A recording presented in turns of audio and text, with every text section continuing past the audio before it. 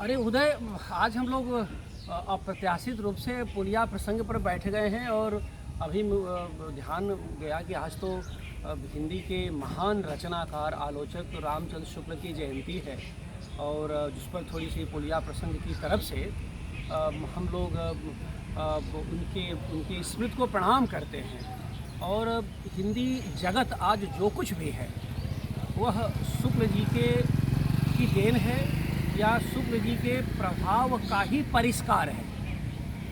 आज की हिंदी आलोचना, हिंदी साहित्य जो कुछ भी है, मैं पुलिया प्रसंग के साथियों की ओर से कहना चाहता हूँ कि जो भी शुक्ल जी का प्रभाव है तो शुक्ल जी के प्रभाव का परिष्कार है हिंदी आलोचना। और ये बहुत ही महत्वपूर्ण क्षण है जो हमें शुक्ल जी को याद करना चाहिए। शुक्ल जी पर बहुत लिखा गया है और रविंद्रपुरी चौराहे पर बनारस में उनकी शानदार मूर्ति है। शुक्ल शोध संस्थान उनका अपना स्थायी आवास है जो अब जर्जर अवस्था में है, जिसको रिवाइव करने की, पुनर्जीवित करने की तमाम कोशिशें की गई हैं जो अभी तक विफल रही हैं। लेकिन वो तो एक अवान्तर चीज़ें हैं। मध्यकालीन साहित्य को लेकर के, भक्ति साहित्य को लेकर के अमरजीत शुक्ल जी का योगदान अप्रतिम है। और इनकी जो दो तीन विशेषताएँ होती हैं, और देखिए इधर जेसीबी भी जा रहा है, शुक्ल जी का सामने जेसीबी, तो जेसीबी आ रहा है और इधर शुक्ल जी के विचार, शुक्ल जी पर विचार भी आ रहे हैं। यही पुलिया का महत्व है।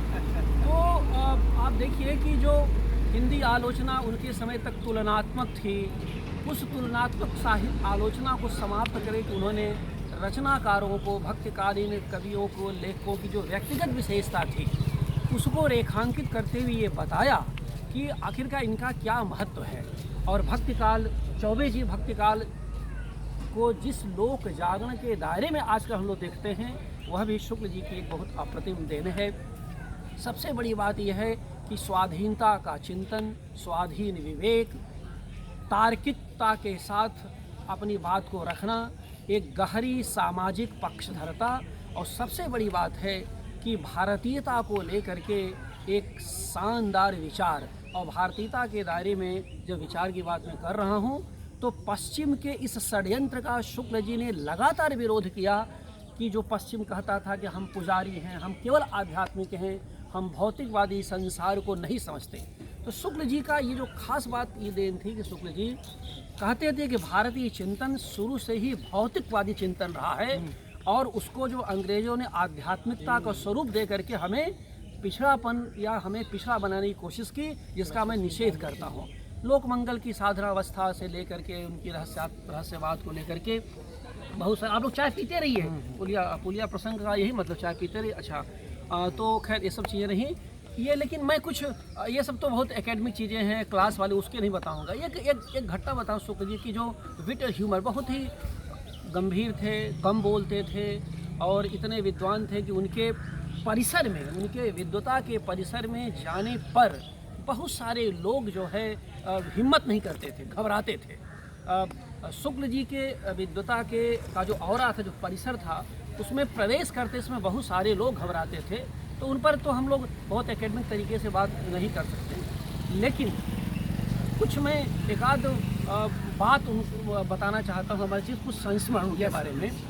हुआ ऐसा कि जो कि कम लोगों को मालूम है, और ये पुलिया प्रसंग का मतलब यही है कि कुछ जो कम लोगों को मालूम है उनको बताया जाए। शुक्ल जी जब 1937 में बाबू श्याम सुंदर दास का कार्यकाल समाप्त हुआ तो हिंदी विभाग काशी हिंदू विश्वविद्यालय के अध्यक्ष बनाए गए, जहां पर वह 1941 तक रहे।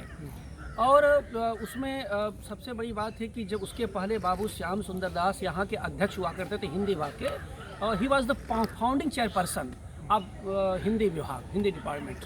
तो वो 1921 में जब विभाग खुला तो आचार्य बाबू ये क्या नाम, श्याम सुंदर दास यहाँ पर आए, और फिर शुक्ल जी तब 1919 यहाँ पर हिंदी के निबंध पढ़ाया करते थे। और लाला भगवान दीन, तो लाला भगवान दीन थे, आचार्य शुक्ल थे। फिर जब 1921 में यहाँ MA का पाठ्यक्रम चालू किया गया तो बाबू श्याम सुंदर दास आए, तो वो 1937 तक यहाँ अध्यक्ष थे। उन्हीं के कार्यकाल में क्या हुआ कि अंतिम जब कार्यकाल चल रहा था तो वो चीज़ें क्या हुई कि नियुक्ति की बात आई तो नंद दुलारे वाजपेयी और पंडित जगन्नाथ शर्मा 2 कैंडिडेट थे। और उसमें हुआ ऐसा कि पंडित जो श्याम सुंदर दास थे वो नंद दुलारे वाजपेयी को चाहते थे और नंद दुलारे वाजपेयी शुक्ल जी के बड़े ही प्रिय शिष्यों में थे। और लेकिन क्या हुआ कि पंडित जगन्नाथ प्रसाद शर्मा वो क्या थे कि वे मालवीय जी के करीब थे और कुछ आंदोलन में, राष्ट्रीय आंदोलन में जेल गए थे। तो शुक्ल जी, जब ये पता चला शुक्ल जी को कि जगन्नाथ प्रसाद शर्मा की नियुक्ति हो गई है तो घर पहुंच करके उन्होंने अपने परिवार के लोगों के बीच जो चर्चाएं होती हैं हम लोग घर जाते हैं कि किसका सिलेक्शन हुआ, क्या हुआ, तो उन्होंने कहा कि अब जो भी हुआ वो अब उसके बारे में क्या टिप्पणी करूं, लेकिन पान का डिब्बा हिंदी विभाग में आ गया। ये व्यंग्य था, पान का डिब्बा हिंदी विभाग में आ गया, अब हमें मुफ्त पान मिलता रहेगा। अब यह बात जो है इतनी मौलिक और इतनी सरस है कि उन्होंने कहा कि यानी, और पूरा बताया कि मालवीय जी का कुछ आग्रह था जिसकी वजह से वो नंद दुलारे वाजपेयी का न होकर के जगन्नाथ प्रसाद शर्मा का हो गया। तो ये घटना मुझे भी याद आई और लगता है कि देखिए बात को कहने का जो अंदाज है, जो तरीका है, वो कितना शानदार था। तो ऐसे आचार्य शुक्ल को मैं पुलिया प्रसंग की साथियों की ओर से अपना प्रणाम निवेदित करता हूँ और उम्मीद करता हूँ कि पुलिया प्रसंग ऐसे ही जीवित रहेगी, जीवंत रहेगी, जागृत रहेगी और हम अपने परंपरा को, अपने संस्कृति को, अपनी विरासत को ऐसे ही समय समय पर संजोते रहेंगे। एक बार पुनः उस महान रचनाकार को मेरा प्रणाम और पुलिया प्रसंग के साथियों का अभिवादन।